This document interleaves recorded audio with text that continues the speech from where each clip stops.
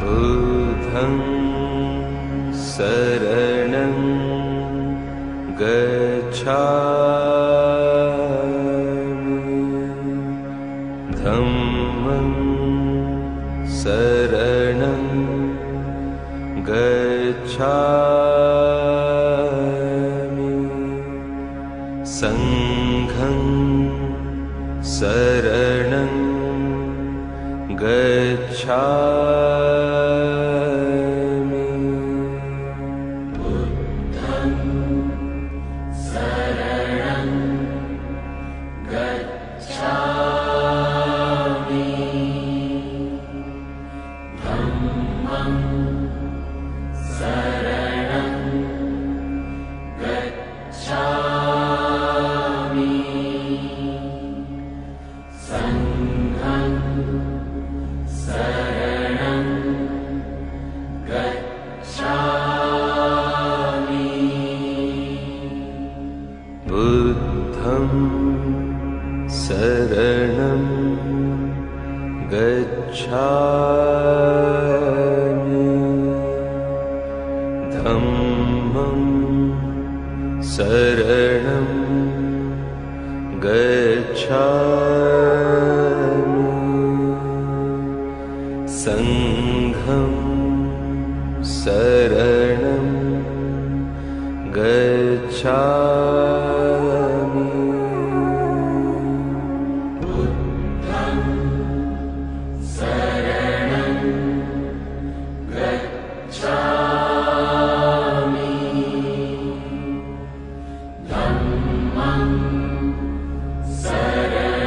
संघं शरणं गच्छामि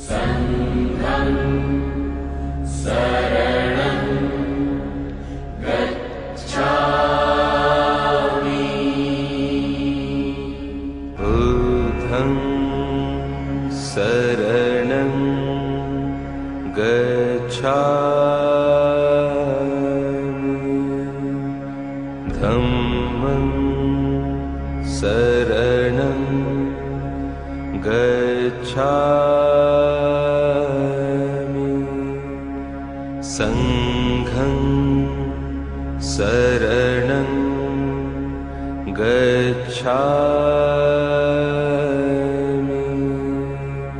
बुद्धं शरणं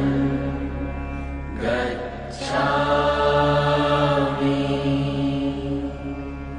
धम्मं शरणं गच्छामि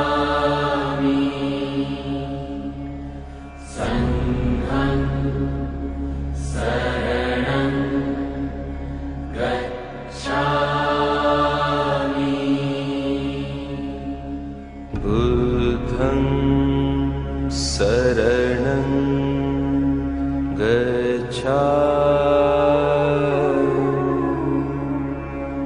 धम्मं शरणं गच्छामि संघं शरणं गच्छामि बुद्धं शरणं गच्छामि धम्मं शरणं गच्छामि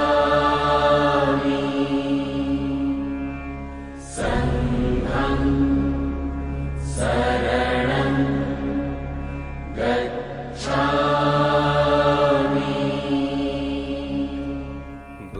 जय भीम। मित्रता संवाद कार्यक्रम में आपका स्वागत है। आज भारत के बॉलीवुड की दुनिया के सबसे बड़े पार्श्व गायक आज हमारे स्टूडियो में है। हरिहरन साहब, आपका स्वागत है। नमस्कार। नमस्कार। हरिहरन साहब जो है, जिन्हें 2 साल भारत का सर्वश्रेष्ठ पार्श्व गायक का पुरस्कार मिला है और वैसे सबसे बड़ा नागरिक सम्मान उनको मिला है, वो पद्मश्री का सम्मान भी नहीं मिला है। अभी अभी वो यहाँ पे स्टूडियो में आने के पहले दीक्षा भूमि से आप होकर आए हैं। जी, बहुत खूबसूरत जगह है और वो मेडिटेटिंग जो रूम है वहाँ जाके हम कुछ पल बीते वहाँ, वाकई बहुत ही खूबसूरत जगह है और बड़ा वहाँ एनर्जी हम महसूस कर सकते हैं कि वहाँ पे बहुत एनर्जी है। वैसे आपको बता दें कि वो जो जगह है जहाँ पे डॉक्टर बाबा साहब अम्बेडकर जी ने 1956 को 56 को जो भी यहाँ पे दलित पिछड़े जो लोग हैं उन सबको इकट्ठा करके लाखों की तादाद में, ये पूरी दुनिया में ऐसा कभी कहीं हुआ नहीं, क्योंकि एक मार्ग मिल गया ना सबको, मार्ग मिल गया, बहुत ज़रूरी है। तो हरिहरन जी, आपके जैसे जो संगीत का सफर है ये जैसे तिरुवनंतपुरम, जहाँ से तिरुवनंतपुरम वो मेरा पिताजी का स्थल है, मेरे दादाजी, मगर मेरा जो, जहाँ तक मैं समझता हूँ, मैं तो बम्बईया हूँ और तो वो भी नेटिव प्लेस है, ऐसे ये नहीं कर्म भूमि है, हमारा जन्म भूमि है वो, तो बहुत ज़रूरी है। और मैंने कभी हिंदुस्तान को भाषाओं के माध्यम से देखा ही नहीं, मैंने लोगों के माध्यम से देखा। तो वही आत्माएं हैं जी। आप महाराष्ट्र जाइए या कन्याकुमारी जाइए या कश्मीर जाइए, वही आत्माएं हैं, वही जज्बात हैं। हिंदुस्तानी के अंदर जो जज्बात एक जगह है वही दूसरी जगह है। वहाँ खाना पीना, रहना, बोलना, उठना बैठना वो थोड़ा अलग होता है, मगर जो रूह है वो तो एक ही है। इतनी ऊंचाई हासिल करने वाला हरिहरन जो है आज ये सोच रखता है, और ये सोच उसको उसकी माँ से मिली है, क्योंकि हमने ऐसे सुना है कि आपकी माँ आपकी सर्वप्रथम गुरु थी। जी बिल्कुल, मेरे पिताजी बहुत, मैं कुछ 8 साल का था वो गुजर गए, तब से माँ है और मैं एक ही बच्चा हूँ, आगे पीछे कोई नहीं। तो मम्मी का एक गुरु है, माँ है, दोस्त हैं, फिलोसोफर हैं, सब कुछ है, तो उनसे बहुत मुझे सीखने को मिला। आज भी मैं कभी कभी कंफ्यूज हो जाता हूँ, पूछता हूँ क्या करूँ करके, तो मैं मतलब शुक्रगुजार हूँ कि मुझे ऐसा मेरी माँ ऐसी है और मैं उनसे सीख पाया।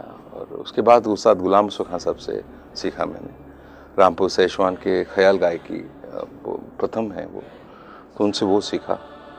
और ज़िंदगी की सफ़र, गाना तो 77 से गा रहा हूँ, 35 ईयर्स से लगा हूँ और अच्छा लगता है, क्योंकि क्या है ना, गाना बजाना जो है उसमें सम्मान मिलता है, रहने को, ज़िंदगी गुजारने के लिए पैसे मिल जाते हैं और इतना प्यार मिलता है, खुशी आप बांट सकते हैं। वो ये काम, ये बहुत बड़ा अनोखा काम है, खुशी बांट सकते हैं। और इसलिए अब देखिए ना, फिलॉसफी में, रिलीजन में देखिएगा, भजन क्यों करते हैं, तो मार्ग बहुत पास में है ऊपर वाले की, जल्दी पहुंच जाएंगे आप वो एक मेडिटेटिव स्पेस में। तो बस मैं यही कहूँगा कि आई एम सो लकी कि मुझे म्यूजिशियन बना दिए खुदा ने। ये ऐसा देखते हैं कि हम, हरिहरन जी ने सिर्फ हिंदी में गाने नहीं गाए, तो सारी भाषाओं में, चाहे मलयालम रहे, अंग्रेजी रहे, कन्नड़ रहे, बांग्ला रहे, और सबसे बड़ी बात, दूसरी बार आपको सर्वोत्कृष्ट भारतीय पार्श्व गायक का जो अवार्ड मिला वो मराठी फिल्म जोगवा से था। हाँ जी, तो ये सारी भाषाओं का जो है, सारी भाषाओं में गाना गाना, ये तो बड़ी दिक्कत वाली बात है। नहीं, दिक्कत वाली नहीं है, क्योंकि देखिए, अगर आप जब बम्बई में हैं तो मराठी तो जानते हैं आप, हिंदी जानते हैं, उर्दू जानते हैं, फिर थोड़ा परिश्रम करके आप और सीख लीजिएगा। साउथ का सारी लैंग्वेजेस का गाता हूँ मैं। और कभी कभार क्या है, अगर आप लैंग्वेज भी नहीं जानते हैं तो जितना पोइट्री है जो आप गा रहे हैं उसको समझ लीजिएगा, उसका आप प्रैक्टिस कीजिएगा, परफेक्ट कीजिएगा, तो उतना गा सकते हैं। नहीं, लेकिन वहाँ इमोशन डालना, वो शब्द को समझना। नहीं, वो तो फिर वो लिरिक्स राइटर होते हैं, उनसे पूछना पड़ता है क्या है करके। अभी क्या होता है ना कि शब्द को आप सुर में ढाल कंपोज कर रहे हैं, उसके बाद आप तो सुर का आप समझ सकते हैं, ये मध्यम लग रहा है, ये पंचम लग रहा है, ये मध्यम बहुत कोमल, मतलब एकदम सॉफ्ट गाना चाहिए, रिकप जो है वो तीव्र रिकप है उसमें, तो उस हिसाब से आप समझ सकते हैं कि इस एक्सप्रेशन में क्या है। आपका जो है, आपका गजल के प्रति बहुत ज़्यादा प्रेम है जी। ये बहुत सारे लोगों को पता नहीं है, लेकिन आपका गजल के प्रति बहुत सारा प्रेम है। और अभी अभी आपने फिक्शन का एक नया ग्रुप आपने फॉर्म किया, फिक्शन संगीत का। हाँ जी। ये तो ऐसा समझा जाता है कि ऐसा हम जानते भी हैं। अभी देखिएगा, मैं 15 साल पहले हाजिर करके एक एल्बम रिलीज किया था। वो 15 साल के बाद अभी फिर से मैं जाकिर हुसैन के साथ कर रहा हूँ। तो गज़ल जो है वो मूल्य गायकी है, क्योंकि मैंने बहुत ज़िंदगी उसके पीछे दिया है। मुझे अच्छा लगता है, क्योंकि गज़ल गायकी में क्या है, लाइट म्यूज़िक में है, लाइट भी है, ठुमरी भी है, उसमें ख्याल भी है, जो चाहिए आप उसमें गा सकते हैं आप, इतना गुंजाइश है उसमें। तो ऐसा है फ्यूजन म्यूज़िक, और ज़रूरी है, क्योंकि अभी बच्चे जो हैं उनका सोचना, उनका सुनना, उनका बोलना, बैठना, उठना, टेस्ट बहुत अलग है, क्योंकि ग्लोब जो है बहुत छोटा हो रहा है, सब सुन रहे हैं एक दूसरे को, तो फ्यूजन तो होगा ही, है ना। तो इसलिए मैंने उस पर ध्यान दिया, अच्छा भी लगता है मुझे। एक फ्यूजन गाने गाने वाला हरिहरन, लेकिन उतना ही जब भगवान की बात आती है, अध्यात्म की बात आती है, तो इतनी आत्मीयता से गाना गाता है कि वहाँ पे डूब जाता है। जैसे अभी हम यहाँ पे स्टूडियो में आ रहे थे, तो आपकी बुद्धम शरणम गच्छामि वाला भगवान बुद्ध की वो चैंटिंग, वो मानवतावाद बताने वाले भगवान बुद्ध और उनकी चैंटिंग, ऐसा लग रहा था कि जैसे ये जो है आदमी जैसे मेडिटेट हो गया उसमें। नहीं, कहाँ से आया? सुर लगने से मेडिटेट होना चाहिए, क्योंकि आपका ध्यान जो है, आप जो भी गा रहे हैं तो उसके प्रतिशत 100% उसके अंदर होनी चाहिए, ज़रूरी है। तो फिर आप उसमें असर भी होगा, और आप अपने आप को भूल कर आप गाते हैं। मैं कौन हूँ, मैं कहाँ हूँ, मैं कहाँ बैठा हूँ, किस स्थान में हूँ, कौन है मेरे सामने, वो सब भूल जाते हैं आप, और सिर्फ वो उसको ध्यान में रखते हुए गाएंगे तो उसका असर होगा ही। अभी सर आप हमारे नागपुर शहर में आए, नागपुर शहर के काफ़ी युवा ऐसे हैं जिनको लगाव है संगीत के प्रति, वो आगे बढ़ना चाहते हैं, उनको आप क्या बताना चाहेंगे? ये कहूँगा कि आप ज़रूर सीखिएगा और रियाज कीजिएगा, क्योंकि सक्सेस जो है अंदर है, बाहर नहीं है। जितना आप निष्पक्ष बनेंगे और जितना आप परफेक्ट बनेंगे, तो लोग आपके पीछे जाएंगे, क्योंकि जब उनको वो एनर्जी दिखेगा तो आपके तरफ आकर्षित होंगे वो। बीच बाहर ढूंढना, मार्केटिंग वो ठीक है, ये होने के बाद करें। आप अपने अंदर ढूंढिएगा, सुर ढूंढिएगा, रूह ढूंढिएगा, आवाज़ ढूंढिएगा, खुदा ढूंढिएगा। क्या बात है।